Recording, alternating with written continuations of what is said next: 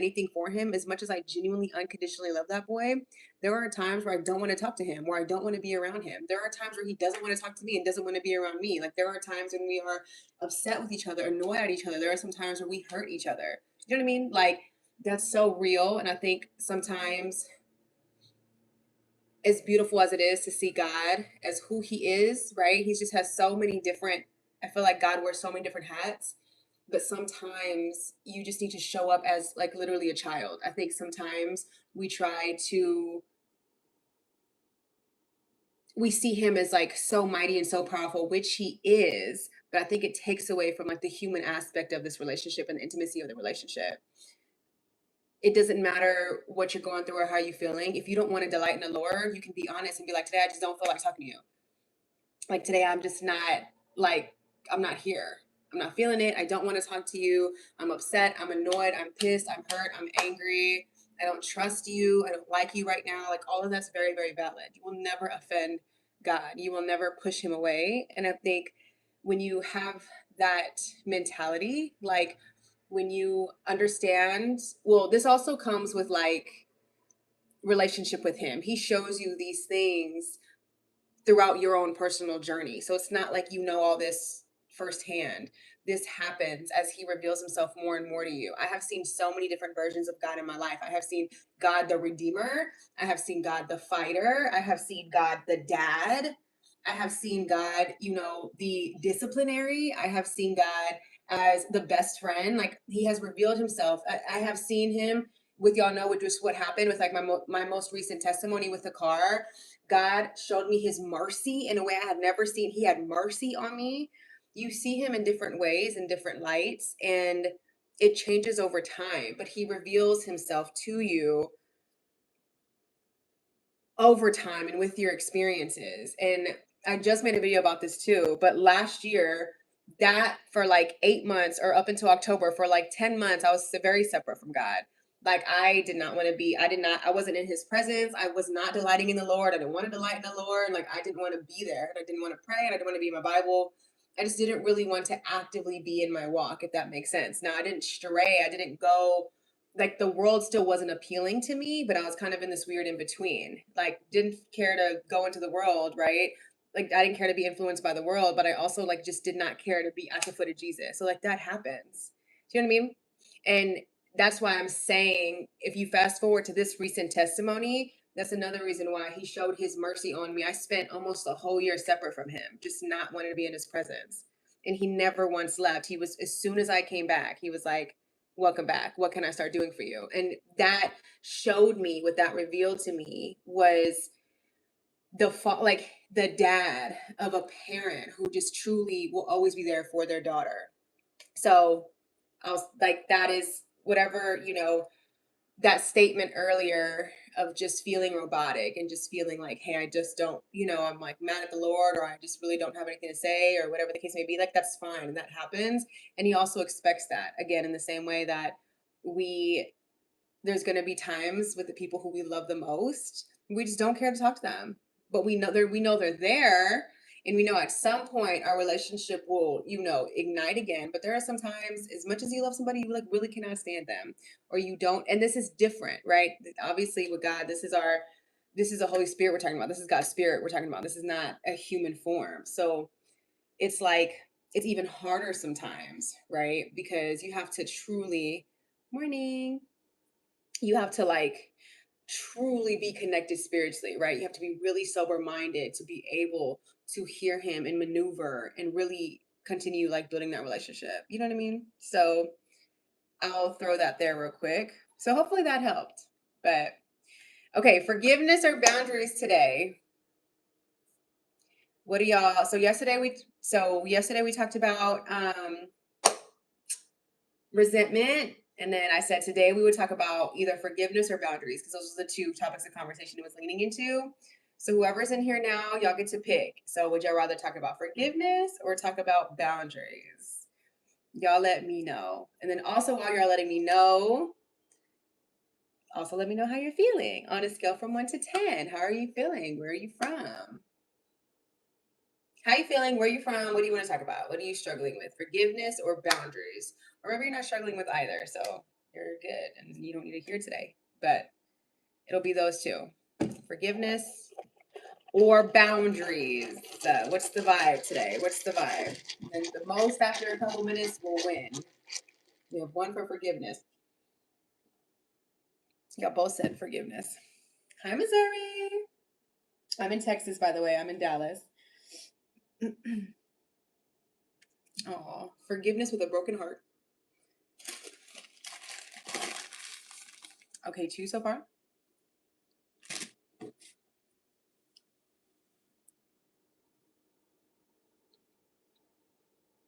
Oh my God, look at my son when I do that.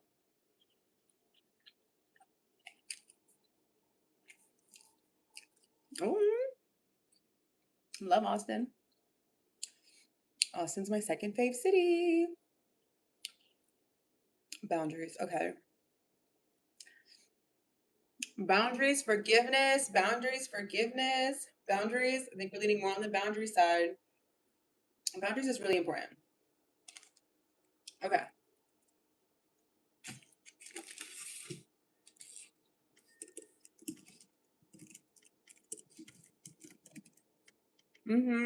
I do. I have a whole testimony on my YouTube. I do. I definitely have shared. But yeah, I have my whole testimony video on YouTube. Kind of give the whole how I came to Christ moment in life. Okay. So boundaries. And then tomorrow we'll do forgiveness. So we're gonna talk about that's it. We locked in. It's gonna be boundaries today. Let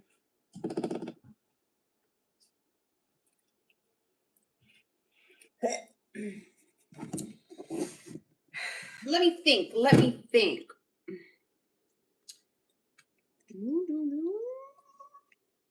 We were in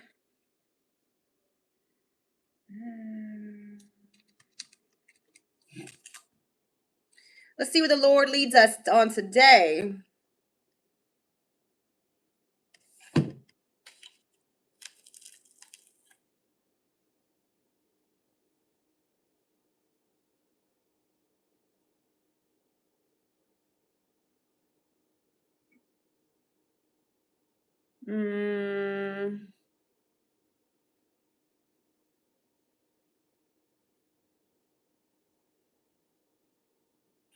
Okay, so I would say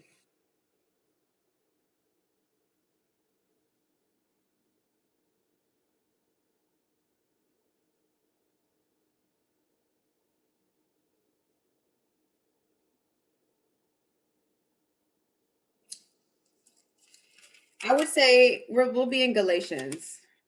Okay, we'll be in Galatians on today. That's so funny. My bestie's in Galatians right now. He is studying Galatians. I have read and studied Galatians. I love it. So we'll be in Galatians today. We'll be in Galatians today as we talk about boundaries. And I'm going to take us immediately to Galatians 1 verse 10. Okay. If y'all, Galatians 1:10, that's what we'll be today. And if anybody asks coming into this Bible study, please let them know. Let me take away this. Galatians is such a good book. 10 out of 10. 10 out of 10. Okay, so we'll talk about boundaries. Because like I said, yesterday we were in Psalm. Thank you. Yesterday we were in Psalm and we were talking about, it kind of led us talking about resentment. Who has read Galatians? Send an emoji. If you've read Galatians, send an emoji. Send a heart. Thumbs up if you've read Galatians. Thumbs down if you haven't. Or like a heart or smiley face if you have. Or just a cross if you have it. Just curious. If you read Galatians, throw an emoji. If you haven't read Galatians, do thumbs down or whatever. It's a good book. So just curious to see who's been in here. Yay. Okay. Love that. .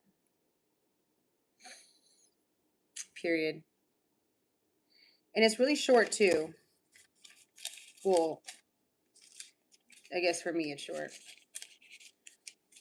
Okay, well, perfect. Well, I love hearing if you haven't read Galatians, because hopefully this inspires you to go read it. So, love that.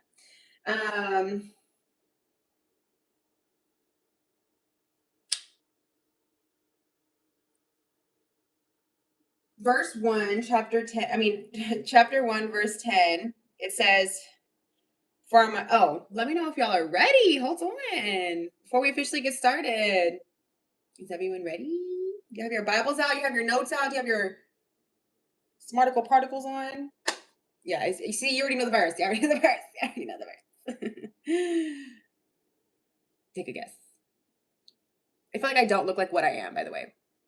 I actually wish I looked like more like what I am. But I don't know.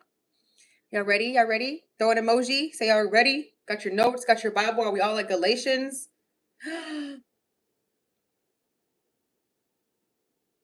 And I hope y'all are feeling good on a scale from 1 to 10. I hope y'all are feeling good. Y'all ready? Y'all ready? Y'all ready? Okay.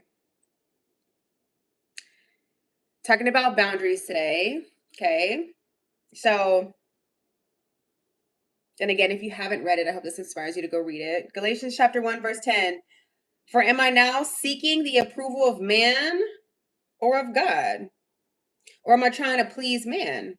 Because if I were still trying to please man, I would not be a servant of Christ. I'll say that one more time. For am I now seeking the approval of man or of God? Or am I trying to please man? Because if I were still trying to please man, I would not be a servant of God. Okay, so it's a good verse, good book. There's also another verse in here. Chapter 5, verse 1. It says, for freedom, Christ has set us free. Stand firm, therefore, and do not submit again to a yoke of slavery. One more time. For freedom, Christ has set us free. Stand firm, therefore, do not submit again to a yoke of slavery. Okay. Galatians, if we're just talking about the book itself, it's all about freedom in Christ. Galatians is, again, a great book. It's all about being called to faith and freedom. It is all about freedom in Christ and what that means. It's also really, really good to all of my influencers out there. Or when I say influencers, I mean to anybody out there who is an entrepreneur or has an online platform or who genuinely wants to influence for a living or who has any kind of Christian related business, whatever. That case, this is also a great book for that because this also speaks to how you are influential as a Christian. We're not just talking about like social media influence, but what it means to actually be influential as a Christian. This is so good for that. The power of the influence you have in minding your business. Galatians is all about minding your business, staying in your lane, focusing on the influence you have and your freedom in Christ. Again, it's a great book. So this ties into what we're talking about, which is boundaries. Now, I love that. Thank you. I love that it ties into where you were at this morning. If anybody else has any other verse, right, or wants to share any other book or any other scripture that has helped you with boundaries or relates to that, definitely drop it. Okay.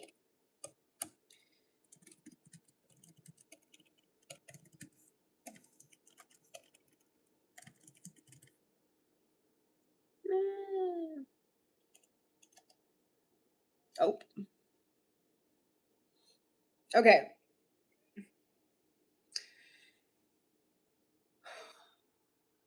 Y'all don't have to write it in the chat. So this is gonna feel like an actual real Bible study how we used to do it. So you gotta work with me. So I usually ask you guys while I share where I struggle with boundaries, I ask you guys the same thing. You can think about it, write it down. You don't have to put it in the chat, but y'all know it's the same space.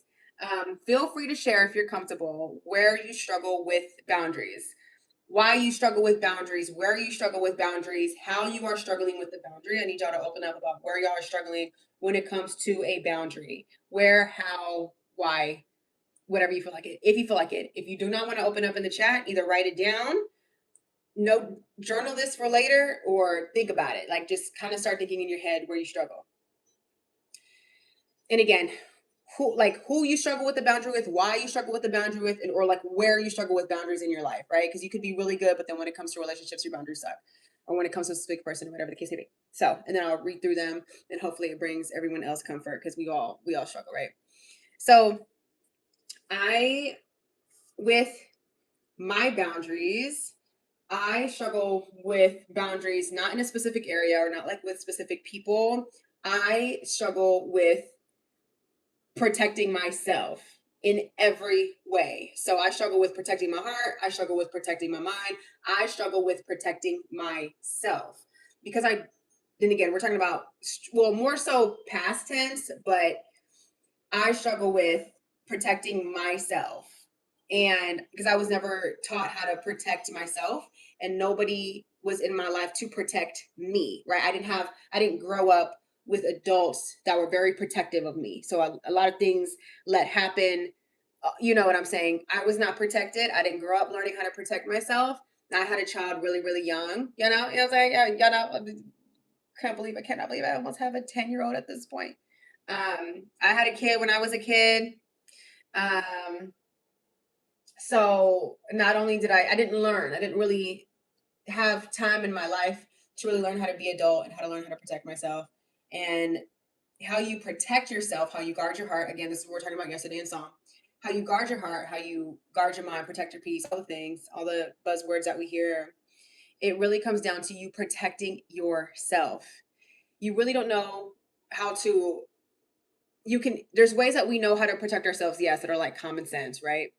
But to really learn how to protect yourself, you have to really learn about God's boundaries and why he has the boundaries he does and why he keeps the hedge of protection that he does around us and what he protects us from and how he keeps us safe and why he wants to keep us safe and what that looks like.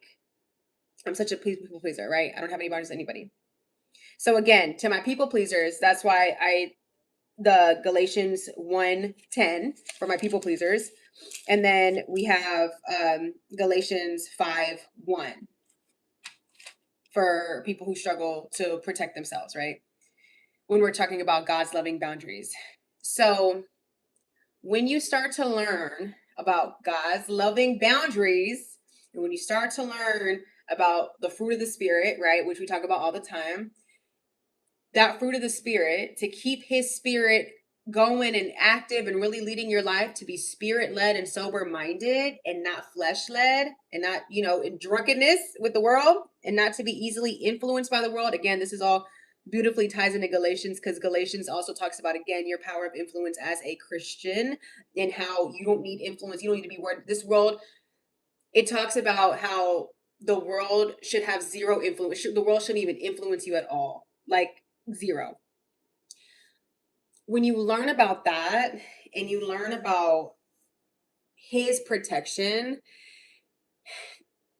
basically when you reparent yourself through him, you learn a lot more about boundaries. Now, me personally, that is how I learned about boundaries. What also is a really good book, it's literally, I don't have it with me up here, but I will say it's in my Amazon. All my books are on my Amazon, by the way. But I will say 10 out of 10, you need to get the book Boundaries. 100%. That's such a good book too. It's red and it has a magnet on it. I'll show you on it. Oh, I'm just kidding. It's red and it has a pencil drawing a line. Notate that. You need to get that book. 100 out of 10. And it's faith-based, like it's Christian based. So Boundaries is a great book, by the way. Boundaries, it's red. There's a pencil, a line through it. You know what? Let me go grab it really quick in case we need to reference it, because that is a great book. It's probably one of the best books I've ever read.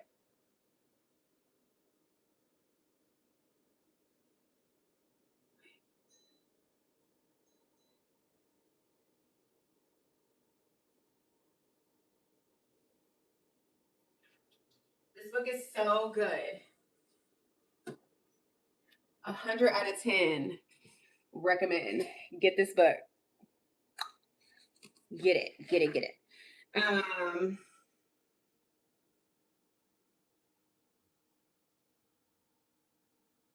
I just can't. Oh my God, you guys. Y'all, stop it right now. Galatians 5 is literally in here. Y'all can't tell me that God don't be working in these Bible studies. He be leading us. He be leading us in the right ways. I'm telling y'all. That's so funny. Galatians 5 is literally here. That's crazy. It's not crazy, but I just happened to flip to this page. I was seeing like what I've highlighted.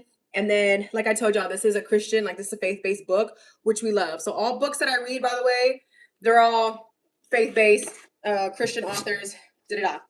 But this is under, this chapter is called The 10 Laws of Boundaries.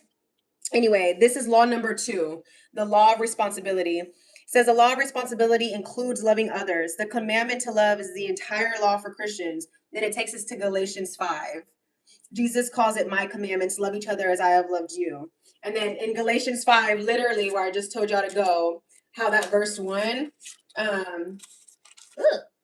how I said, verse 1 right here, don't get yoked, right? This is referring to this.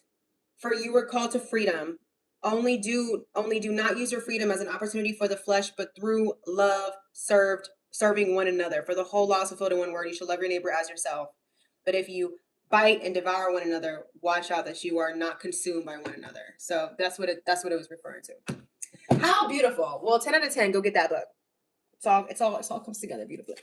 And we'll get to that. We'll get to that in a second. That's gonna be our third one, or that was gonna be our third one. But anyway, struggle protecting ourselves, right? Or I struggle protecting myself. Some of y'all said you can relate. When you are taught, right, about boundaries, about God's hedge of protection, about love, about, how he wants you to do life and do life with others, when you know the importance, this is what we're talking about yesterday too, when we're talking about resentment, that it robs you from the commandment that you can't let the devil keep punking you out of, the greatest commandment, which is to love the Lord with all our mind, heart, body, and soul, and to love others. We are commanded to love others. Because we are commanded to love others, we cannot do that on our own. We cannot do that with our own mind. We cannot do that in our flesh. Like, we can only do that through the Holy Spirit. Through the power of the Holy Spirit can we love others in a Christ-like way, right? Again, this is all what we were talking about yesterday. To love, because we have to love others. And this is like one of the principles. So this is also in that chapter. This is also like one of the principles it was talking about. So again, good book. I'd get it if I were you. I'd read it. And it's cheap too. But once you are in your word, right, and you have your intimate relationship with Christ, and you basically rebuilding your life, if you are somebody, we talked about this 2 Bible studies ago when we're talking about loneliness and isolation. At some point, you have to break out of that. If you are somebody who has dealt with a lot of rejection and a lot of abandonment and a lot of breakups and heartbreak, and you have a hardened heart and you now don't trust anybody, you don't want to be around anybody, you don't want to be around family, you don't want to be around friends, you don't even want to start to date or have relationships because you are scared of them, because you don't want them, because you're tired of the pain, because you are just guarded, you are in a very dangerous spot. And see, this is where it gets tricky, because it is so easy as a human being to get in spaces like that, right? It is so easy for you to become isolated and alone and not want to do relationship with people because of the heartbreak or bad experiences you have with people in the past. Once you have that understanding that, oh, wait, God literally commands me as his daughter, as a believer, right? As someone who believes that Jesus died for me, I have to love other people. It is commanded of me. So at some point in your life, you have to get good at relationships. At some point, you have to grow up, get good at relationships, no matter how scary it is. It doesn't matter if you need to make new friends, if you need to date again, if you need to reconcile with family. It doesn't matter what the situation is or who it's with. At some point, you learn that in order to love others, I have got to know how to do relationship well. In order for me to know how to do relationship well, I have got to learn how to love and what that looks like. You cannot love people the healthy, honest, right way if there is anger and resentment and lust and abuse and like all these different things. So you have to do the work to work through all of that. And depending on what you've gone through and depending on, what has the pain that's been caused in your life, that's a lot harder than others. Everyone has a different storyline. Everyone, has a sad story, but that is the really hard work that you need to do in order to be able to love like Christ, in order to love others the way that we are commanded to. We were talking about having a soft heart yesterday, and we were saying that soft hearts always win, but we're also saying that a soft heart does not mean no boundaries. It does not mean being a doormat. It does not mean being a people pleaser. It does not mean being a yes man. It does not mean getting walked all over and tolerating disrespect and abuse. That's not having a soft heart at all. So moving into the boundaries, right? Because we were talking about forgiveness and boundaries yesterday. Today, whoever came at the beginning, we decided to talk about boundaries. Boundaries are so necessary in your life. Even yesterday, when we were in Psalm at the bottom of our Bible, in the study text, it said you even have to put a boundary around your desires, because as we're talking about guarding your heart. Boundaries are so necessary because God loves within boundaries. Like, God gives his hedge of protection around us is a boundary. Even if we go back to Job, right? Even if you go back to the story of Job and how God told the enemy how the enemy was like, he has a protection around him, I can't touch him, right?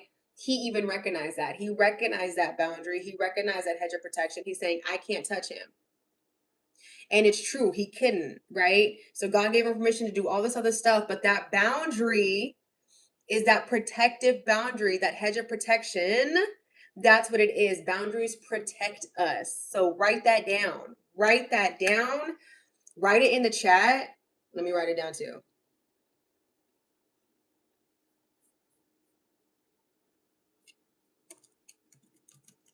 Yeah. Write it in the chat, write it in your notes, or like keep a mental note of it. Like, boundaries protect me. Boundaries protect me. Boundaries protect me. Boundaries are nothing but protection. You need to be protected. God wants to protect you. God protects you now. You want to stay in a safe space in life. Again, when it comes to guarding your heart, we're talking about allowing people to sabotage your heart and to hijack your mind. Okay. In order to protect your mind and protect your heart, you need a boundary and you need safety. So they protect you. Boundaries protect you. And it's so important to hit on, because for whatever reason, we do not think about that. As somebody who lacks boundaries, or who is a people pleaser, or who doesn't want to make people upset, or who is so concerned about somebody's reaction or somebody leaving them, or for somebody who is so concerned in the world and people, right? You think that by not having a boundary, by doing the opposite, is actually going to protect you. Because sometimes you think, okay, well, if I do say this, it's going to upset this person, and then they're going to be mean, and they're going to be upset, and they're going to this is an example, and they're going to lash out on me. So in order to stop that from happening, in order to make sure that they don't do that, I have to abandon myself in this way, or I have to lie about this, or I have to da da da. A lot of times we think doing the opposite, by not setting a boundary and letting that person just kind of run the situation, that we are protecting ourselves, and you are not. Going back, so starting with the first verse, Galatians chapter 1:10. For am I now seeking the approval of man or of God?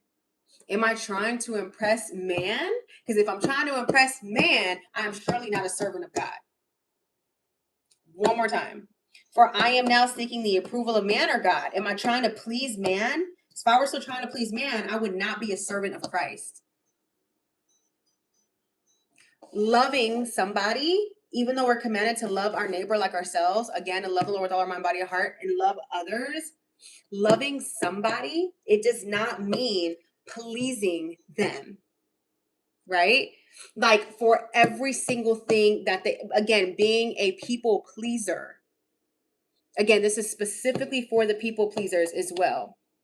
If everything you're trying to do is please that person to the point that you are abandoning yourself, to the point that you are putting yourself in even unhealthier conditions, or you're putting yourself under abusive terms, or you're putting yourself in vulnerable positions, that are either putting you in danger or stripping you of your confidence or stripping you of your security. None of that. None of that is protecting you by any means. Again, and I always think of, I always say that in my mind because this is an old study for me personally, but in moments, am I trying to seek the approval? Like in moments that you get caught up with somebody, you have to ask yourself, wait, am I trying to seek the approval of you or of God? Because if I was just trying to seek the approval of you, that's not me being a good servant. Because here I am putting you before God, and I would rather please you than please God. God needs me to put a boundary up. God needs you not in my life. God needs me to do X, Y, Z. So I'm completely ignoring that though because I want to please you. We find ourselves in that position so many times. God needs me to protect my resources. But you know what? I'm going to go ahead and ignore that because I know you need these resources, and I know, I'm nervous that, you're not going to be able to. You want to save people. I need to save you. I need to save you. I need to pour into you. I need to give you my resources, even though I'm running dry right now.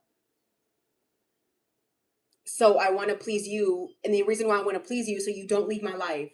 And that's a root to a lot of things. You either don't want somebody to leave your life, or you don't want someone to abandon you, or you don't want someone to get mad at you, or you don't want to lose out on something, or you don't want to abandon that person. This all comes from a people pleasing savior type of complex.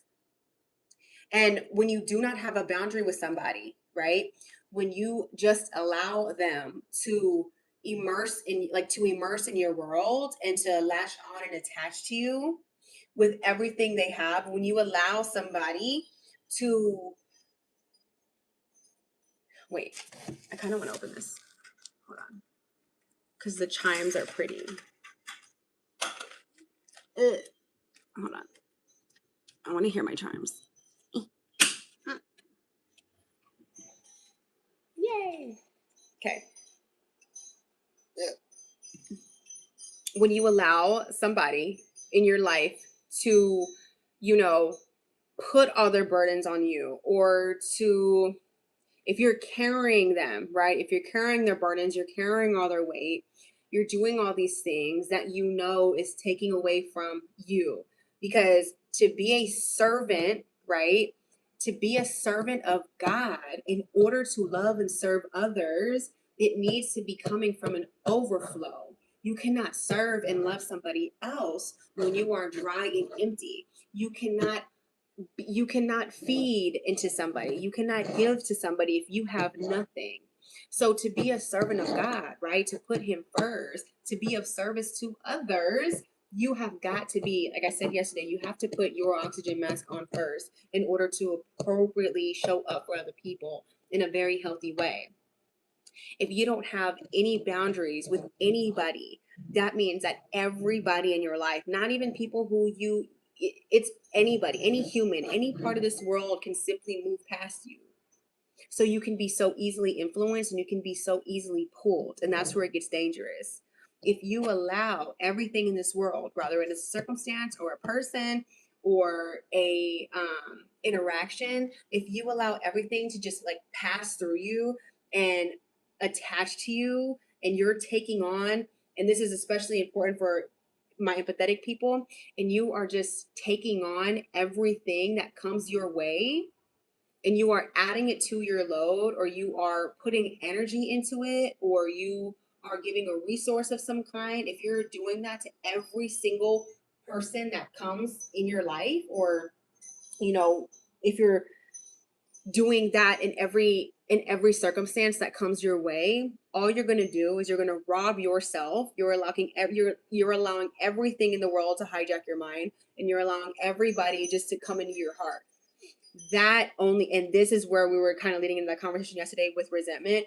And then through all that, you wake up one day and you realize that you do not know yourself, right? Like, you realize that you have lost yourself completely, that you have abandoned yourself, and now you're mad. Now you're pissed off. Now you're resentful because you have allowed the entire world just to pass through you with no filter. So you got there's no, a boundary, again, it protects us, and it's also a filter. So all the stuff you didn't filter out, all of the negative, all the heaviness, all the bad, all those things, you didn't filter that out. So now you're just filled with it. You wake up one day and now you're pissed and nobody can save you from it literally but you and the Lord. But it was nobody's responsibility but you because you allowed it, right? You're the one who put energy into that person. You're the one who kept chasing that person who you knew abandoned you a long time ago. You're the one who, kept financially taking care of people because you were dealing with survivor's remorse. And now you are trying to take care of everyone around you because you feel bad or you feel like you owe it to them or, you feel like you have to do it. And now you're broke and now you ain't have no money. And now what? And who's there to save you? Nobody is because you were giving to people who you knew from the jump would not be able to serve you in the same way. My bestie. I love you. Hi. I love you so much. I love when my friends come in. Love you. But it's hard. Like that's why we're talking about again resentfulness yesterday because when you pour, right? One day you wake up and you're dry, and spiritually we can only get poured up so much as well, right? There's even a verse I couldn't even tell you where it is. I think I have it bookmarked somewhere in here. But it even talks about actually I think it's in Proverbs. But there's even a verse in Proverbs that talks about even when it comes to like lending people money, it is foolish to lend what you don't have. Like it even talks about, how to protect everything, not just yourself, but your finances and your mental health. And again, to protect your heart, to protect your emotions, like all of that. Going back to yesterday with the desires, like having to protect your desires, everything needs some kind of protection, everything needs some kind of boundary on it. When you let everything, again, am I seeking the approval of man or of God? Am I trying to please man? If I were still trying to please man, I would not be a servant of Christ. If you spend your entire life trying to please men, like if you're trying to please man, right? If you are trying just to please people in your life, and again, now I look at it in the moment when you are kind of caught up in that, it seems so genuine and you seem like such a good person. And you're like, no, but like I'm such a good person and I have a big heart. And you know what? Like, it's okay. Like, they deserved it. It's all right. Like, I mean, yeah, like maybe they needed it more than me. Like, you go through these things that you think you're being a good Samaritan, you think you're being a great person, and you think, well, it's okay. Like, I'm just being a Christian and da da da. Mm-mm. there's there's as a servant of yes, when you are doing things as of for like when you are truly being a servant of Christ and you are serving others and you are loving others within healthy boundaries, yes, that's great. But when you are abandoning yourself, again, when there is a lack of boundaries or there's a lack of respect and you are abandoning yourself for the sake of somebody else in any capacity, you are not doing you a service, and God is looking at you like you're not really servicing that person at all. As much as if and you all that stuff does when you don't have any boundaries, it just enables people. And you know how they say we show people how to treat us? You are showing people that you do not respect yourself, that you don't respect your time or your resources or your energy or your mind or your heart or your body. You are just showing people that you do not respect yourself, no matter what the capacity is. You're going to sleep with a man the first time you meet him. I don't care who it is. Subconsciously, there's no respect there. Like, oh, okay. Like you're going, if you're going to spend all your money, right, to take care of somebody's life who's not even, not even dating or not even married, there's a lack of respect for your resources. Because I know you're about to just give them to me. It's subconsciously, it is so easy for someone to recognize how much you respect yourself, and it goes both ways. You know how easily I pick up if somebody respects themselves by how they treat me and how they treat themselves. Now, that's not necessarily a bad thing, meaning like it's not like, okay, well, have some respect. It's a very subtle thing. It's just something you really do notice. Like, oh, you would be willing to do this for me while you don't have these resources and I didn't do any, like, it's, you recognize in people if they're giving out of anxiousness, right? Or if they're giving out of just to make them feel better, or if they are just being foolish. But that also, right? As somebody who now has grown past that and who has boundaries, that's also something I recognize in people that I would not allow. right? As somebody, and again, this is all a part of finding the right people around you who also have boundaries as well, because somebody who really cares and loves you is not going to allow you to disrespect yourself in any capacity.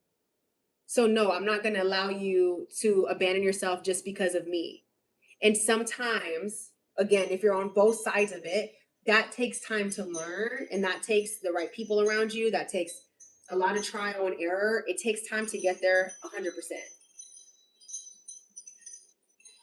But at the end of the day, that lack of protection, right? Whether you have learned how to do it or not, again, it's your responsibility. We talked about that yesterday too. Like I was saying, the reason why I have a lack of boundaries or had a lack of boundaries is I was never taught how to protect myself. I didn't know how to protect myself. So being a people pleaser, being all those things, having an anxious attachment in relationships, right? And then dealing with abandonment, all of that is a recipe for just being a doormat, 100%. So I get it. I 100% get it. And again, in that moment when you're dealing with this kind of stuff, you think that you're just being a good person. You're just like, well, I'm being a good person and da da da. But no, you are not respecting yourself and you're abandoning yourself consistently. You can still be a great person with a good heart, and you can still be caring and not carrying people in an unhealthy way. You can care without caring. One of the biggest like mental hurdles I had to get through when it came to kind of overcoming that people pleasing and that abandonment is I had so much guilt. I struggled with guilt really, really, really, really, really, really bad. I hate abandoning people. I hate leaving them. I hate ending things. I am the type that will linger because I cannot let go of people. It like pains my heart so bad to let go of people or for things not to work out or for me to see somebody and just not see, like want to like not save them and like do everything to help them in that moment. But it is not your job. It is not your job. For the people who are unsuitable for you, it is not your job. And when you are in relationships where both people have healthy boundaries, it then no longer feels like a job because everybody pours into themselves and has enough respect to themselves to hold their ground and to stay steady. Going into the second verse. For freedom, Christ has said us, stand firm and do not submit again to a yoke of slavery. When both parties have those boundaries and have that respect, it is both parties who are able to stay grounded and stay firm. So guess what? You are now just pouring into each other and you don't have to worry what the boundaries are because you both have them. Y'all get to exist and love each other and respect each other and have a beautiful relationship within a safe zone. You're no longer struggling with all the ways like trying to go back and forth with boundaries. You're not like, oh, we crossed the boundary, but like, let me try to get back. You're not playing this song and dance. You are existing in a safe space versus trying to get back and forth and then you're outside dealing with all this other stuff. Like, no, you are in a safe zone with somebody. So you can be in a safe zone with somebody. And you can but again, that takes time and that takes discernment and that takes you really putting yourself first. And like I said earlier, or how we've heard, you show people how to treat you. You show people how to treat you. When you know what matters to you and I said this yesterday when we were kind of hitting on boundaries. I talked about this yesterday. I talked about how in my past, right, I have had it feels like hundreds of thousands of people come and go in my life. So I've experienced a lot of different human beings in a lot of different seasons of my life, right? I have loved people to their core. And I've had experience with so many different people. If we just, let's take a single mom example, right?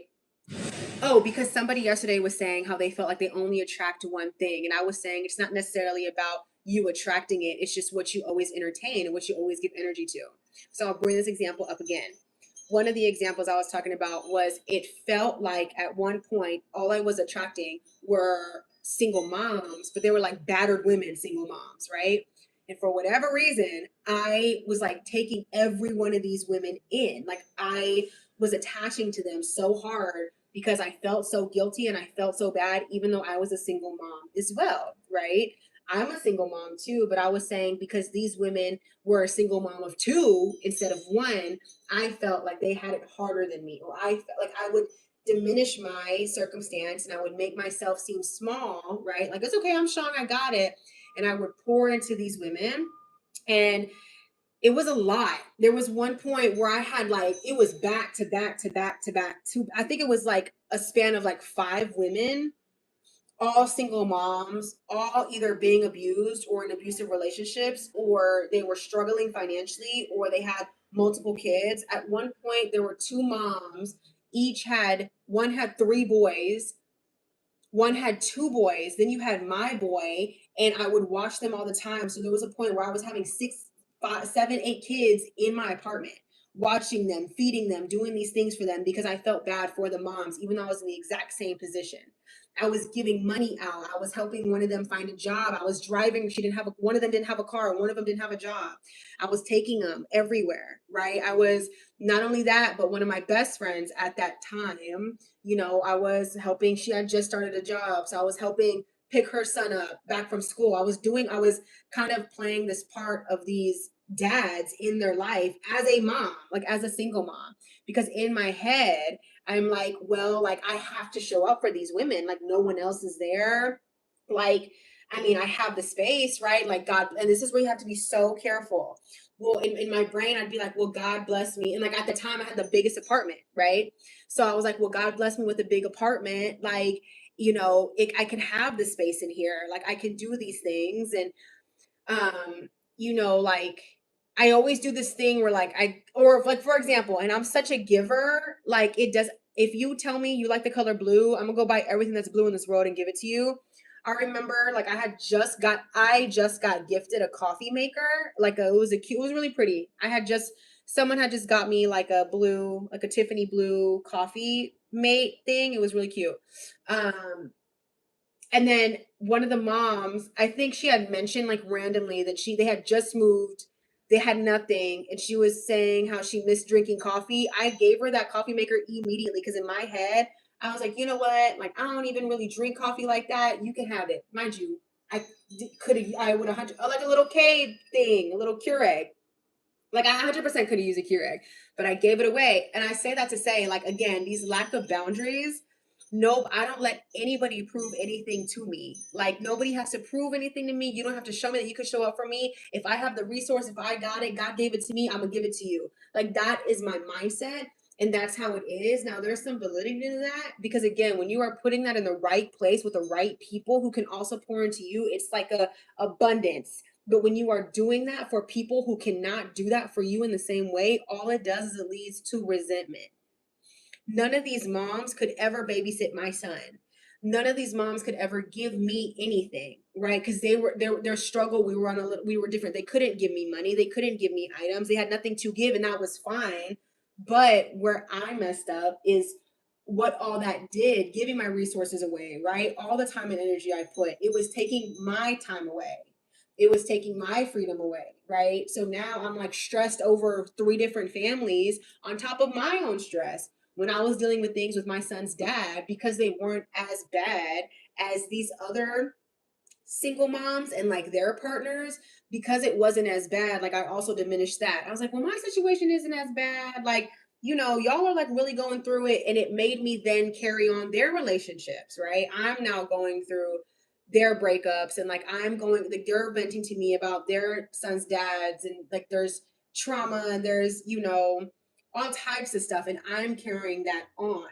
Mind you, you know how we were talking about the garden yesterday? And I gave y'all a visual of like my garden, or we're talking about the garden, we're talking about flowers and the weeds. Like I was not tending to my garden whatsoever. I was in everybody else's garden trying to get theirs on and popping, trying to get their flowers blooming, and my shit was dying. I don't mean to cuss. I know I say that every time. But like my garden was dying, but like that was literally all on me because nobody was pouring into me. Were they grateful? 100%. Like I was literally doing stuff out the kindness of my heart, but it was robbing me. And that's just very one small example. I brought that example up because again, I want to reiterate, in moments that you're doing these kind things and you're having a big heart and you're giving money. When I moved a couple years ago and I literally gave everything away in my apartment complex, I really had no business doing that. Like I really had no business doing that. It is what it is. Like it's fine now, but I had given everything away in my apartment for free. I had made a video and I was like, hey, like if you're in Fort Worth, literally come to my apartment. Y'all can have everything. I gave everything I owned. I gave it away just because I wanted to be a good person and like bless people. Like I was so grateful.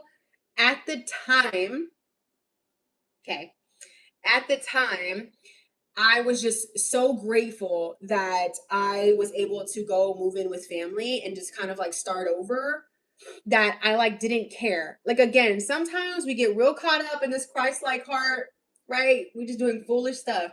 I was just so happy. I was like, you know what? I'm just so blessed and honored that I get to live rent free at like a family member's house. I don't need this stuff. And I gave everything I owned away, even my son's stuff. Y'all, I gave away our TVs, everything that's in a 2-bedroom, 2-bath apartment. It was gone. Kitchen stuff, furniture, like beds, dressers, TVs, gone for free. I said, you know what, y'all just come, just here. Blessing the world. Here you go. Whatever you want. A whole podcast, little podcast studio, cameras. Like, it was insane. Well, you fast forward, right? When y'all already know, like, that didn't last. That plan did not last at all. I was only at families for a little bit. I got kicked out, but I had nothing. I had nothing, and I was so angry with myself. I was so pissed off at myself, and I was so sad, and I was so resentful, and I was so mad at God at first because I was all like, great, now I don't have anything. Like, I don't own anything. All my stuff's gone. I was so sad about it, but I was so pissed off. I was all like, man, like, great God, like now you left me with nothing. Like I did, and then in my head I was like, I blessed people, I gave away stuff for free, like I had a good heart, and now you're gonna leave me with nothing. Like, you see how in my brain, like, I flipped it now that I'm mad. So what that showed me, or what that shows you in that moment, is that you're really not doing stuff out the kindness of your heart if you're just gonna be resentful about it.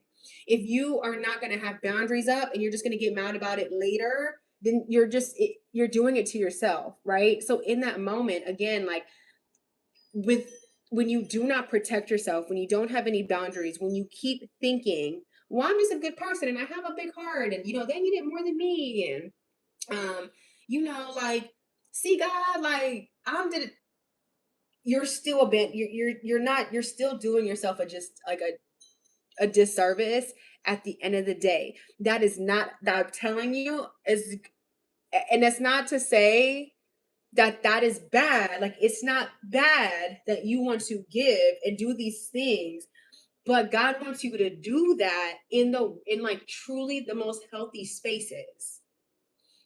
Great, you have a big heart. I'm so glad you're so grateful for everything, right?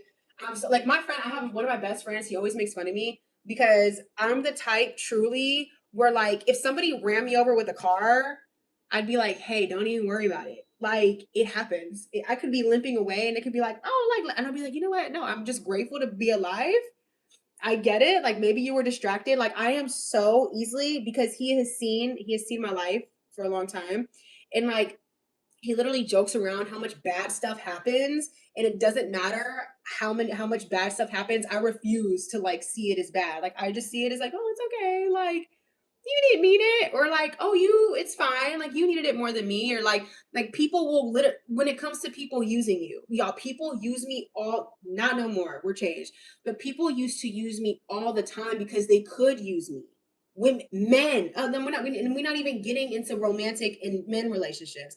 I could be so easily used because I was so easily influenced because I just wanted to give, and I didn't care about being used. I was like, in my brain, it was like, oh, they're not using me. Like, I'm like giving. You know what I'm saying? Like, I want to be here. It's fine, but that's dumb. Y'all, all of that's dumb. Y'all hear me? It is dumb. Like, you have to break out of that. You have to break out of that mindset. Again, if you are struggling with that, and that's one of the biggest reasons you struggle with boundaries, you have to get out of that mindset.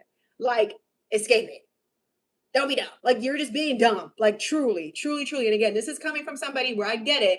I've been there, and y'all don't even know, like, y'all really don't even know the third of it.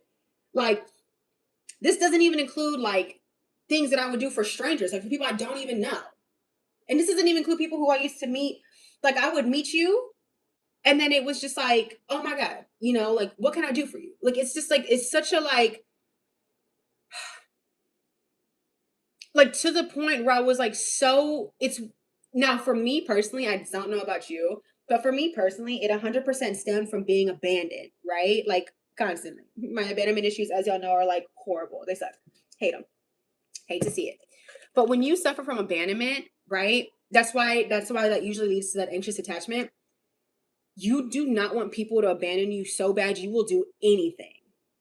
And that sounds so sad, but it's so true. You become such a desperate, anxious person to keep people in your life so bad, you will do anything. Now, that can also mean on the flip side, right? That can also mean you get really good at manipulating. And that can also mean you get really good at getting like having people emotionally attached to you. So that like if we're talking about the non-healthy side of this, what I would do also is I liked having like a one up on somebody. So it's like, okay, well, I did this. Like, if I can just keep you, if I can keep buying you stuff and I can just keep you emotionally attached and I can just keep you attached to me in some way because you need me, if I can show you how much you need me, then you won't leave me. Does this make sense? Again, this is getting more like in a deeper, when we get like deeper and deeper into levels of stuff, but it's already 11:40. You have like 20 minutes. But it also like it leads to that. Like there's this an emotional manipulation that happens too when you do not want someone to leave you.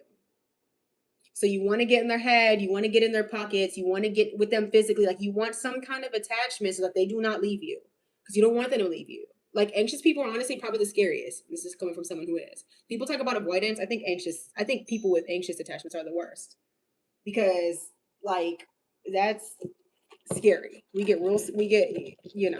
That gets real scary dealing with somebody who's anxious because there's so much desperation there and there's so much like they will do anything. I'll do anything just to keep you around, you know?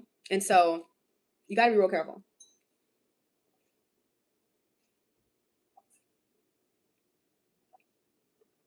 Or a combo. Or a combo. So, oh,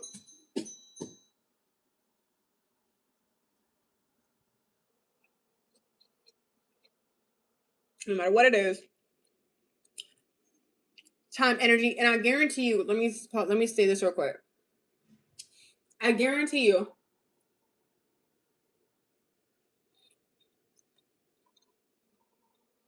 going back to like, oh, people would use me. Like I said, I have my best friend, and he's always like makes fun of me because it doesn't matter what somebody does to me. I'm just like, it's okay. I love you anyway. That's dangerous. That's so dangerous.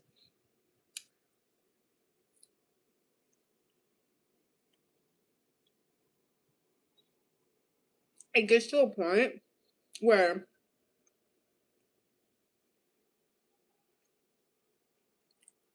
those relationships, let me say this, and hear me really carefully when I say this. I guarantee you, 9 times out of 10, every relationship that you currently have in your life where you are that person, that relationship is destined to fail. I'm telling you right now. As God is my witness, I'm telling you. Any relationship you're trying to hold on to right now, right, that does not have boundaries, it is destined to fail. I am telling you. It is destined to fail. Because two things are going to happen. Either you're going to grow some balls, right, and have boundaries in the best way, which is great, and they're not going to be able to receive it well. And it's not going to work for them. Because again, when you are dealing with anybody who respects themselves and has boundaries, they are not going to let you be boundaryless anyway. Does that make sense? That person who has let you go this far without boundaries, we're talking about you specifically, to the person in your life that has let you go that far with no boundaries, as soon as you put them up or as soon as you decide to start to change something, it is not going to sit well with them. Point blank, period. Because if they did really love you and did really respect you, they would have not ever let you abandon yourself to begin with. Does this make sense? And I don't care who it is, a family, friend, man. So that's what I'm saying. These relationships are destined not to work out. They're not going to be long term. They're just not. Any relationship that you're in, any situation that you're in where you have abandoned yourself and that person has let you abandon themselves, it's not going to work. It's not sustainable. Now, If y'all are both in the exact same page and y'all are both like, hey, you know what? We have actually both recognized how we've both abandoned ourselves for each other. Let's work on that. Beautiful. That happens. That's beautiful. But we are talking about you specifically. We are talking about you specifically who has a lack of boundaries. All those relationships are not sustainable. So you might as well cut your loss. You might as well cut the loss now. I am telling you. You might as well cut it now. Because with time, you're only going to get more resentful, or your heart's only going to get more hardened, or they're going to end up leaving anyway, or you're going to end up being like, I don't want to deal with this, and then you're going to dip. So it's not sustainable. So I want you to really hear that and really hold on to that. It's not sustainable. That's very hard to hear, and grieving sucks. And nope, like I told y'all, like exactly, you're delaying the inevitable.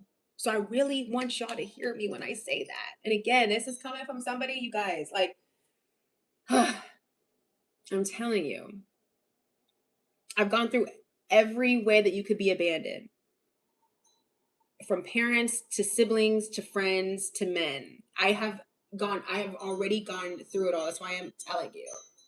None of those people, not one of those singular people is in my life. And it wasn't a me thing, it was a God thing. So it's inevitable. It truly is. Even if you get to the point where God ends up being like, now I gotta take control. And now it's gonna hurt, but now I gotta rip you of everybody since you wanna be stubborn. So pick it's gonna be hard either way.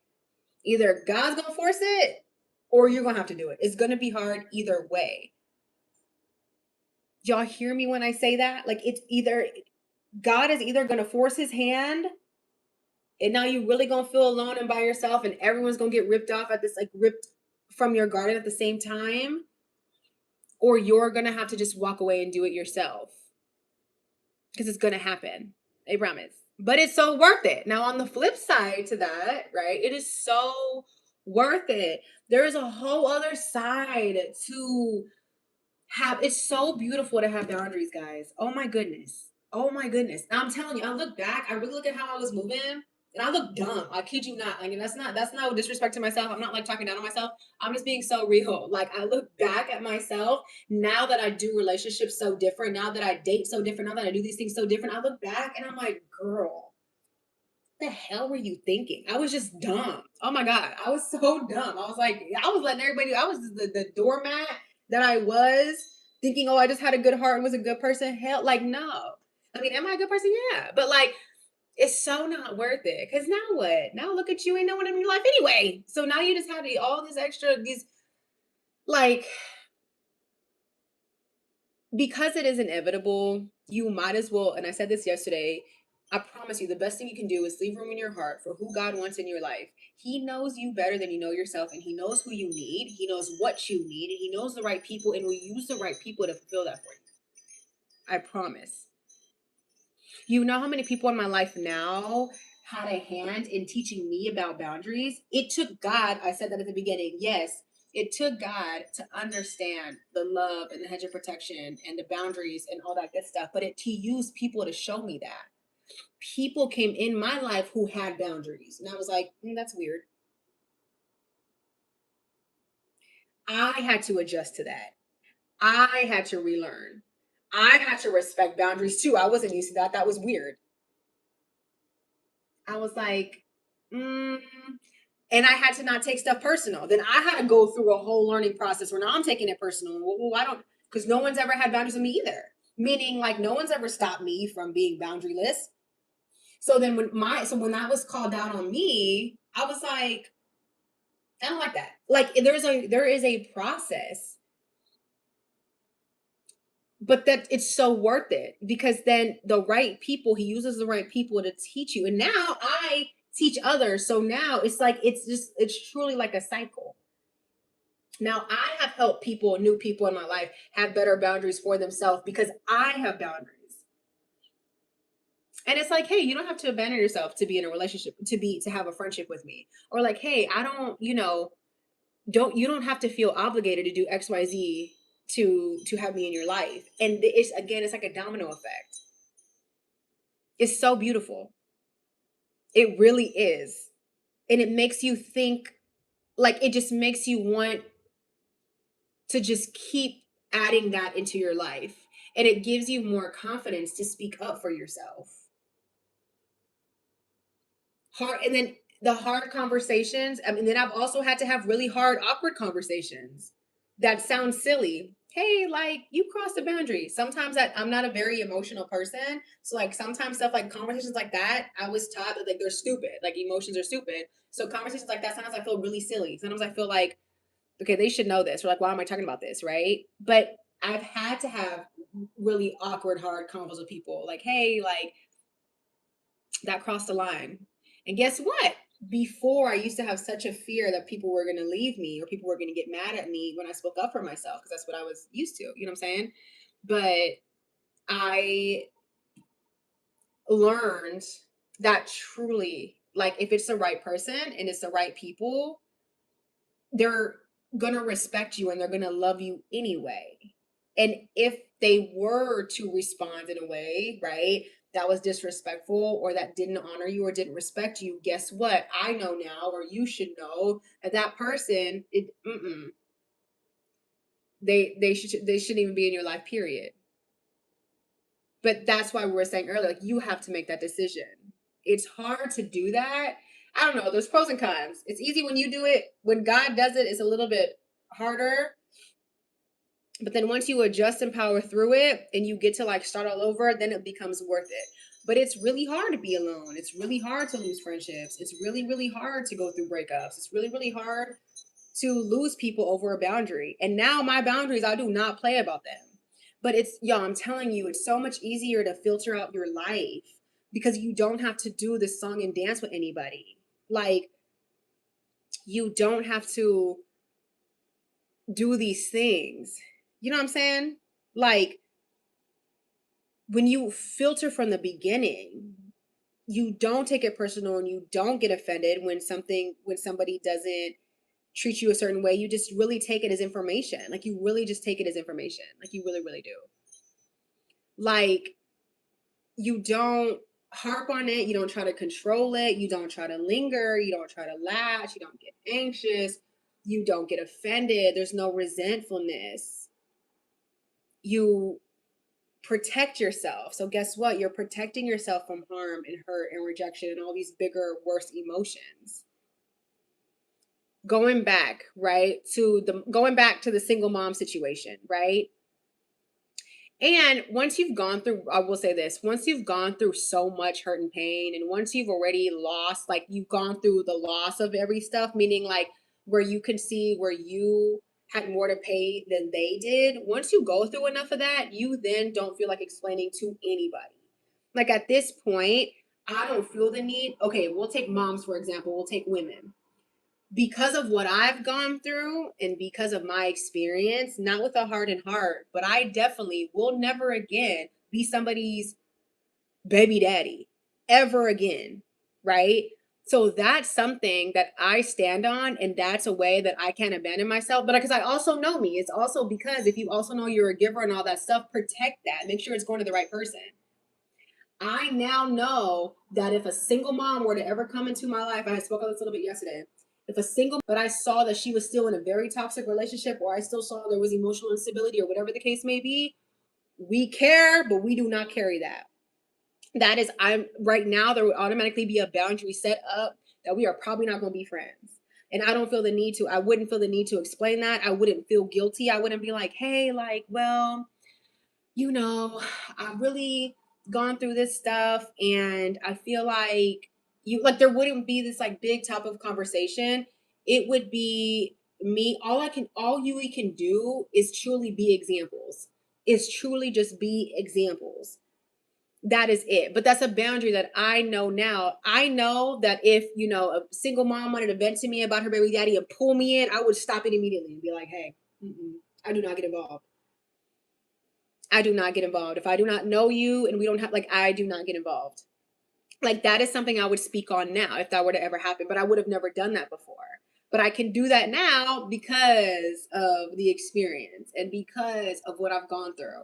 And because I know now my energy is so important, I really cannot give that to somebody if I do not know them or we just met, or it's like just because I want to save them so bad. I would pray.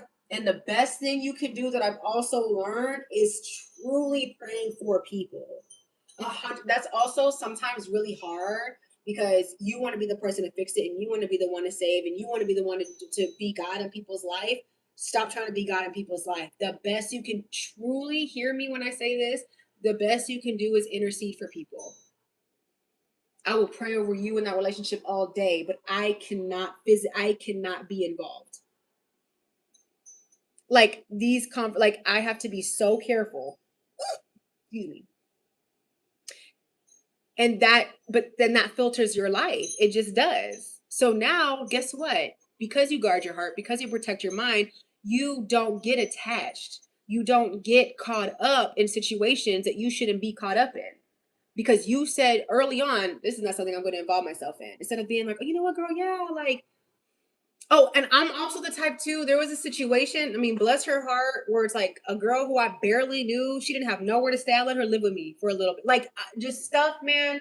You gotta let people figure it out. You really gotta that's not like pray for them. But then I hated that. Like, that was such an awkward thing. I didn't even know this girl, but I felt bad. I was just like, you know what? Like, I gotta have, like, I just got this apartment and I'm not even kidding. Honestly, it goes on and on and on and on and on. Like, I cannot tell you how many times that I have just been like, yeah, like, no, no. You can, and I want to reiterate this, you can still be a Christ, you could still be a Christian with an amazing heart who's great at serving people and showing up for people, who is a blessing. You can still be that person, but do it in a healthy boundary. Not willy nilly. Like, don't just be doing it just to do it. It's crazy. Like, so many times I've had to have my friends speak some sense into me, and they will tell me, "Girl, don't do it." And I'm like, "Okay, you're right." Like, good luck. Like, you have to be so careful. You really, really do. So then again, and that's obviously not just with friends, right? Obviously, it's not just with women or whatever your circumstance is. It's with anybody. It could be a work thing. It could be a work boundary. It could be, people. Social media is a whole other. Oh my God, that's a whole other conversation. You know how hard it is to have boundaries on social media. I struggle with that really, really bad, like horribly. I struggle with that horribly. Oh my God. Like, yes, girl, good luck. When you are, you know, when it comes to casual conversations, if you're like me, it is so easy for people to just like share their whole life with you. That's another thing where you have to be really careful. Something I learned, I think the most recent boundary I learned is I am very much, but it's my job, it's what I do for a living, it's what I went to school for. So it comes very naturally. So I'm not mad at it, right? Something that comes very natural to me is, one, yes, people open up, but I also know how to navigate conversation as a therapist would, right? Because that's like what I am. So in casual conversations, guess what? My casual conversations, 9 times out of 10, they don't stay casual.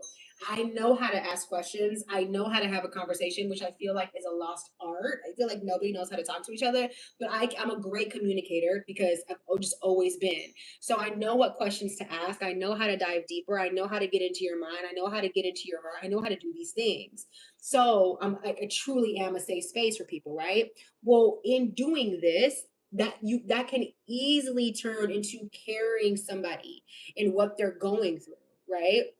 And then that creates this attachment. You know how I just made a video saying don't get emotionally attached to unsuitable partners? Same, except this goes for partners and friendships. It doesn't matter who it is. Emotional attachments are so real. And not only that, but it makes that person depend on you more. But then it also just makes you, like, that is, I wouldn't say is a waste of energy, but you can't be living your whole life all day in deep conversations. That really does get to you. And then you wonder why you're drained, and then you wonder why, like, it's hard for you to show up. Like as a single mom, I need all the energy I can get. Like I need, oh, I gotta go. I need all of the energy and I need all of the capacity that I can just to survive every single day as a single mom. So truly where I put my time and energy is so important. If I spent my entire day just listening to every single person in my life vent to me, these are people who you know in casual passing, right? Who you do not have a deep connection with because it's so easy for people to talk to you or to, and again, this comes from just like regular people in real life, right? When you open yourself up to that capacity, the biggest thing that I've learned recently when it comes to that is you can still be there and you can still be a listening ear, but that does not mean that every single time you have to give advice or you have to dig deep or you have to get more. I think again that comes naturally to me because that's just what I do and that's what happens in therapy and like you want to dig for more, but I have stopped doing that. I completely stopped doing that and I completely trying to get back to surface level vibes when you are such a deep person is really tricky. It's really hard. And that may sound, and or it's the opposite. Like if you are very guarded and very secretive and very protective, it's the complete opposite for you. It actually takes a lot to like open up and da da da. But I'm the on the opposite spectrum. Very extroverted, very talkative. I am not a shallow person. I'm not a surface level person. All of my conversations are super deep and I make you think. Any close person in my life, I promise you, I'm a mirror and I'm going to make you think. It's probably not, sometimes it's not all the best, but I'm going to challenge you. And I'm going to make you think about stuff that's really bothering you in life and like what's going on. And that gets tiring though. It makes your whole life feel so heavy all the time. And sometimes you lose track of just the lightness and the casualness and just the lightheartedness of life. And with that lack of boundaries, like I said, like when you allow any door to open and you allow anybody you come across just to like put their burdens on you, again, all that leads to is just exhaustion or resentment. Or there has been days where I knew I was supposed to do something really important, but instead of showing up for myself, and like, okay, let's say it's like a video, let's take a YouTube video, for example. There's been times where I'm like, okay, today I'm going to commit to this. And this is what I need to do to show up for myself. But then I run into somebody or somebody calls me or I get trapped or I get caught up in a conversation where energy should not be in that. And now you're hours in and now I'm drained and I'm not trying to make a YouTube video. And guess what? That day I didn't show up for myself. And then that moves to the next day. Now my day is mismanaged and now I mismanage my time. But who pays for that? They don't. You do. You pay for how you mismanage your time. You pay for where you put your energy. You literally get in what you put out. If it's again, like I have to, like and for example, and this takes time, but I know now I cannot I refuse. I am not going to help you give advice. Now, this is different from my one-on-one calls. One-on-one calls, I'm always on for those. Like, it doesn't matter. Like, bookings are different. But when it comes to people in like real life, I'm very, very, very careful to not, I don't even open my mouth and engage in a very deep, meaningful conversation unless I know I have the capacity for it, or else I'm doing everybody a disservice. And there are some times where I have to tell, like, if somebody is like, hey, like, I want to talk about, we'll take this morning. There was a conversation that me and my bestie were having. That was a very heavy conversation. We were talking about grief, right? I could have sat it. I wouldn't be here, by the way. So this is a perfect example. Right? I knew I had to get my day started. I knew I needed to get on this Bible study, and I knew I needed to just. I gotta get off right now, but it's 12:03. I gotta be somewhere at 1. But my day was already starting late. My day already started late. I already didn't have my slow morning. I woke up late. Like we already running behind in the day in life. Y'all know I wanted to be at 5 a.m. Bible study. Went there, right? It's 12 o'clock. And then me and my friend, my best friend, we started engaging in this conversation. It was about grief and it was getting really, really heavy. I could have stayed in that conversation for hours. And guess what? Now I would have spent the whole day probably crying, having this deep moment. Like unpacking something, right? That would have kept me from my day. I wouldn't be on here right now, probably running late to my other thing, and I just would not have shown up for me. There is a time, and one thing that I'm also learning about boundaries is there's definitely a time and place for everything. I used to not think about that at all. There was no such thing as there is a time and a place, unless I want to get ready together. Well, there's like no like there is. I used to think there was no such thing as a time and a place. I would take anything as it came. It didn't matter. I could be in the middle of making dinner. If I get a call, boom, I'm taking it. I could be in the middle of helping Andre with homework, or somebody needs, like, there was no stopping to pause and be like, hey, do I literally have the capacity right now? Do I have the time? And does this take me out of my routine? I used to not think about that. There was none of that.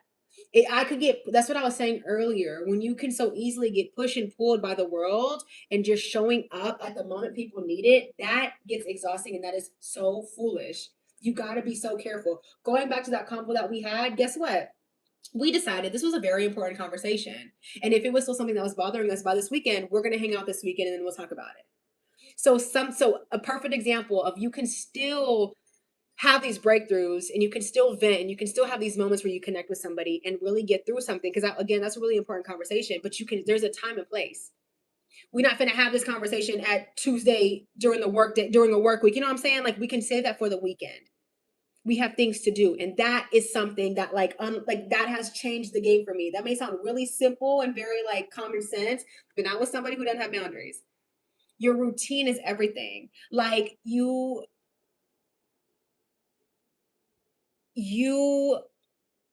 especially with a kid, your kid, Andre, these are, out of everybody in this world, nobody comes before Andre. Well, now because boundaries, but before that, that wasn't even the case. Like I said, it could be like in between, it'd be in the middle of homework. Oh, somebody needs me somewhere. Okay, Andre, like, come on. And this is how I knew what the friends that are in my life now. I don't have, again, there's like three, but oh, I'll take my girlfriend. I'm gonna meet my girlfriend Jasmine later. She's one of my best friends. She is one of my best friends. I love her. Jasmine, I'll never forget. This is all, she is one person. She is so good with boundaries. Oh my gosh, she has taught me a lot. But I will never forget. I remember one day, it was like an evening time. It was like dinner time. It was like 6. And I think she got it. She was telling me how she had a flat tire, right? And I was like, oh my God, like what? And I get so offended when somebody doesn't use me because I'm so used to being used. I'm gonna leave off with this last statement. I'm so used to being used that it got to the point where when people started having boundaries with me, I get so offended because I don't know how else to be used. This also kind of ties into abandonment. I don't know any other way of being loved outside of being used, either being used financially, physically, emotionally, or mentally. Again, that's my fault. And I'm not saying people use me in a like messed up way, like use and abuse me, but I have, my lack of boundaries have created me to be used a lot, like genuinely be used. Again, not necessarily in a bad way, but yeah, I am being used for my money. Like, yeah, because I'm giving you money, I'm giving you resources, I'm giving you my mental, I'm giving you my heart, I'm giving you my body. I have no idea how to be loved and appreciated outside of that. So when people started doing that without me doing anything for them, could not wrap my head around that. I felt like I needed to do something, and then I felt like a shitty person. I'm not even kidding. You know how many awkward conversations I've had with every best friend that's in my life now? I have had a point where I sat down with each of them and was like, hey, why are you here? As sad as that sounds, I have gone through that with every single person who is in my life right now. I had to sit down, and there was a point where I was like, why are you here? Like, I can't do anything for you. Like, and you know, because then there was a point in my life where God stripped me of all my, so I couldn't, God stripped me of everything, my mental health, my heart, my resources, my money, so I couldn't show up for people how I would typically show up for people. Then when he sent people to love me through that and to be there for me anyway, oh my God, I can get emotional. I was so confused because I was like, why do you care for me? I can't do anything. I can't buy you anything right now. I can't give you, like, my mental is drained right now. Like, but they loved me genuinely for who I was and they expected nothing from me, which is like, oh, that again, that's its own experience by itself. Like, that's its own difficult thing. Like, that self-sabotage, like having to grow out of that and having to learn, like, that takes time too. But going back to Jasmine, I'll never forget, I was so offended because I was like, why didn't you call me? Like, she was like, girl, why would I call you? Like, you were probably having dinner time with your son. No one has ever said that in my life. No one has ever just considered my son and I. And I was all like, girl, we would have, like, I literally told her, like, girl, we would have got it. Don't even worry. She was like, Vanity, no. Like, why would I inconvenience you? Your priority is your son. I'm not gonna have you or single mom. Like, I'm not gonna have you come out to help me change a tire. Like, as simple as that convo sounds, that was so new to me because anybody in my past would have called me and I would have, they would have let me and Andre go in the evening in the middle of dinner time and just go save them because that's what I did. So this was different. Also, one of my best friends, the one who I was talking about in this morning, same thing. I remember there was one time I had zero, like no money, and he knew I had no money, and I was still trying to buy something for him, and he was like, Vanity, that's you and your son's dinner. And I was like, no, don't worry about it. And he was like, Vanity, what? Like, like, these people have stopped me from just not having boundaries. And they have had to reiterate to me, hey, you and your son matter. Like, you can't be just willy nilly out here. And I'm not going to take advantage of that. Like, I'm telling you, like, God will send the right people. If it wasn't for these people shedding this light on it, I would if they have kept allowing me to just give, it would have been the same pattern. Does that make sense? So I wanna end there. And like, it's so worth, again, like, the lack of boundaries, it is so worth learning and just learning for yourself. Like, how learning for yourself what that looks like and why it's so important. It's so important to, protect yourself and protect your heart and protect your mind. And it is so important that when you're going through it, because again, it's a process. One, it's about recognizing it, and then you got to let the old people go, and then you got to embrace new people. But when you embrace new people, you got to relearn how to love, and you have to learn how to accept love, which is weird. You have to.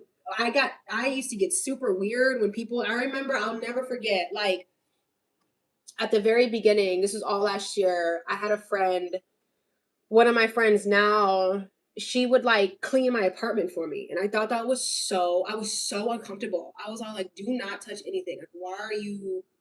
But it was so normal to her. I had never, it's like I met me's. It's like I met me in other people and I was made so uncomfortable. I was like, I don't like this. Y'all are doing a lot. And no one has ever watched Andre in my life. And I remember I had a few of these friends had watched my son, and I was in awe because I was like, damn, this is crazy. Like, somebody is like watching my son at home. Like, that is weird. And I hated it because I felt so obligated. I felt like I needed to do something. I was like, what do you need to? And everyone, like, it took so much time, but people had to keep beating in my head, hey, you don't need to do anything. You're the single mom. Let me help you. That was so foreign to me. That was weird to me, and I did not like it. It took me a while to accept help and to be comfortable in it and to trust these people because I was like, I don't know. What do you need? Like, are you gonna leave? Like, it would, like, it triggered the hell out my abandonment issues and my anxiousness. I promise it did. But again, with time and trial and error, and just literally with time, lots of time, you get past it, and then you are like in a flourishing little garden with people who are amazing. And now I can't even imagine my life without these people, for one, but I cannot ever imagine not having a boundary again. I cannot imagine having no raggedy relationships ever again. It just is foreign. Now that's foreign to me. I can't imagine having somebody, a new friend in my life, who again, like, does not know acts of service or doesn't know how to show up. I couldn't imagine that. Like, it does, your mindset does shift and things do change and your environment does change and people do change. People change you. God uses people 100%. And now I take my time because I don't feel so desperate. Now, when it comes to new friends, it is very, like, the threshold to get in is very, it takes time. It's not like, oh, like, I think in the past I wanted friends and I wanted like, I wanted things so bad. I was just like, oh yeah, da da da. But truly, like, now it's quality for sure. And that takes time. It takes time to test people's fruits. It takes time to test people's mindsets. It takes time to really see, like, who people are and, the type of Christian they are. It really takes time to see how they manage relationships. You know what I'm saying? Like, I know first, like, again, going back to the women and single mom, I can't If you are a woman trying to be a friend in my life and you are in a toxic relationship and you are still, emotionally immature in these ways, that's absolutely a no. I like you. You probably cool. You know what I'm saying? Again, I can see you from afar, but to bond in my life and to have an attachment in my life to where I carry you in here, because the people who are in my life, like the three people, like the very small group that's in my life, I call them my core four. Like they also know that, like, truly, once you're in, like once like, because I am that person that gives and gives and gives, they get so many blessings. Does that make sense? So it's like, it's not like the person who I am stopped and I'm like, well, no, that's still there, but now it's there in the safest, in a safe group, not just like, oh, willy nilly all around the world. So like that matters. So I hope that was helpful. Now I'm running a little bit late. I definitely got to go. It's 12:15 already. But because we talked about boundaries today, tomorrow we'll talk about forgiveness. Okay. So, or we'll talk about, if y'all come in the Bible study tomorrow, if y'all want to continue on this topic, then we'll talk about that tomorrow. So tomorrow we'll either continue talking about boundaries. If y'all have any questions, like that's a good question. I'm sorry, we gotta leave on that. Like we can talk about like hard conversations, because again, I've had to have very hard conversations. It's very awkward when you have to tell somebody like, hey, I can't handle this anymore. Like how I told y'all earlier, sometimes to me that just feels silly. That was not taught at all to share emotion or to talk about emotion at all. I was taught and raised that emotions were stupid. As a woman, my dad taught me emotions are stupid. They're not, they don't matter. So that's how I grew up. I grew up very tough love. So emotions didn't matter to me. As a woman, it's like so hard when you're blocking off the emotional side of you, because it really blocks off like a really big feminine part of you. So yeah, of course, having those hard conversations was very awkward for me. I was very prideful. I was just like, hated being wrong. That's one thing about me. I hate being wrong. I cannot stand being wrong because I don't ever think I'm wrong. Because it's like, listen, I suck at saying sorry. Like, oh, there's all this stuff that's like very real, very hard. So we could talk about that tomorrow. So we can either continue talking about boundaries, hard conversations, or we can move into forgiveness tomorrow. But I don't know what time I'll be on tomorrow. I always try to be on here at 5 a.m. But like truly, I'm struggling just a little bit. This time change threw me, no excuse. But just put on your post notification. I think I can do that on TikTok. That way you see when I'm on. But yeah, we'll talk about that tomorrow. And then the recap is on YouTube, so you can see it by YouTube.